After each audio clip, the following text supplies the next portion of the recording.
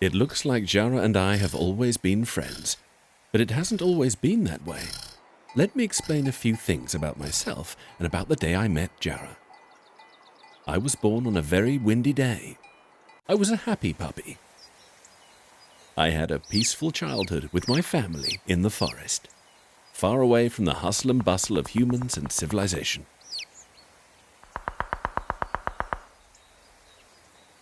One afternoon, there was a small fire on the mountain. My grandmother had a lot of experience and knew how to guide her loved ones. She took me to watch the fire. She knew how to look after herself because she had learnt from her own experience.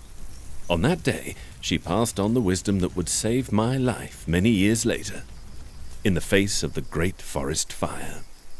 You must always be careful with fire, Mefitú, because it is very dangerous. I'm going to teach you what you have to do if one day you find yourself in trouble. It all happened on a warm summer day.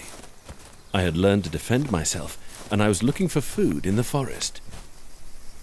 Suddenly, I lost my sight as a result of a column of black smoke.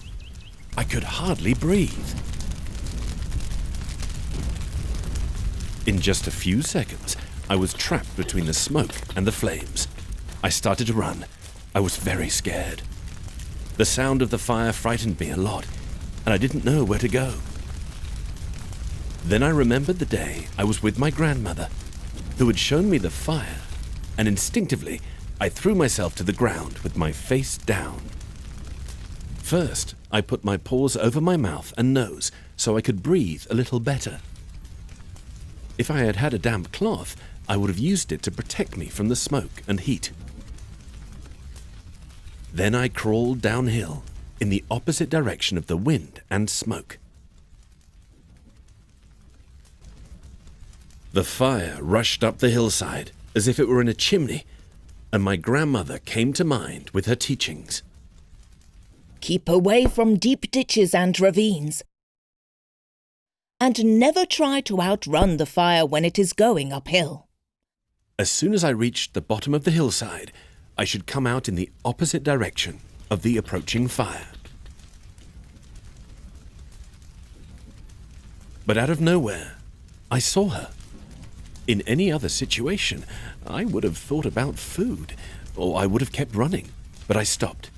I stood in the area that had already been burnt by the fire, with my back to the wind, so the fire could not reach me.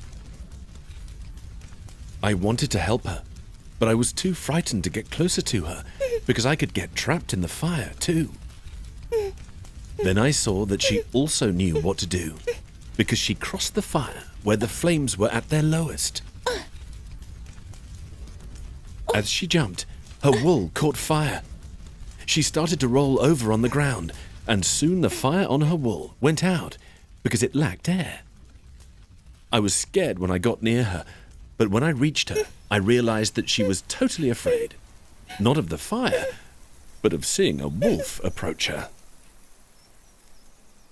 I leaned down and said, "Hello, I only wanted to help you." With her eyes wide open, she pulled back, startled, and ran away, disappearing into the forest. I later understood that she didn't need my help. It wasn't about fighting the fire, as fire itself isn't the problem. In fact, the real problem is the state of our forests. But I'll explain that a little later on.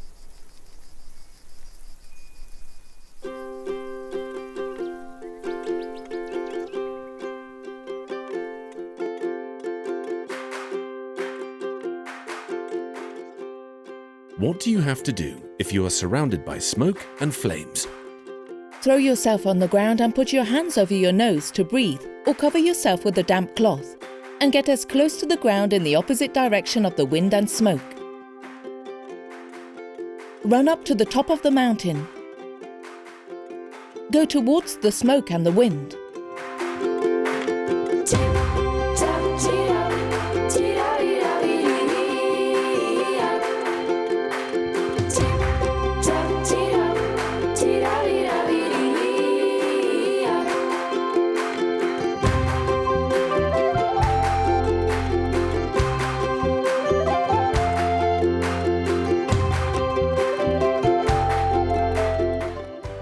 Where is it least safe to escape a forest fire?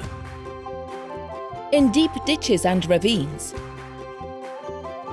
In an area that has already been burnt by the fire, with your back to the wind.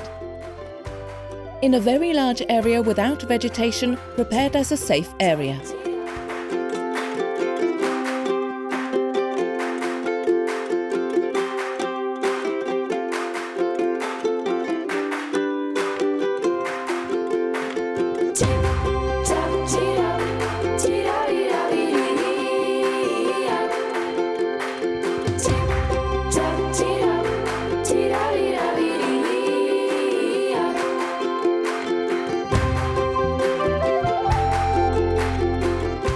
You should never go across the flames, but if you are trapped and you have nowhere to go, where should you cross? Where the flames are at their lowest and weakest point.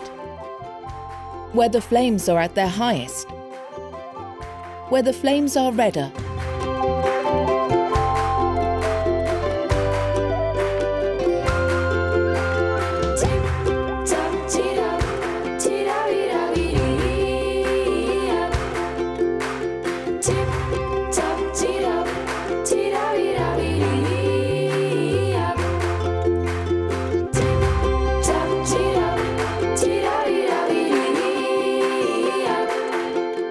What should you do if your clothes catch fire?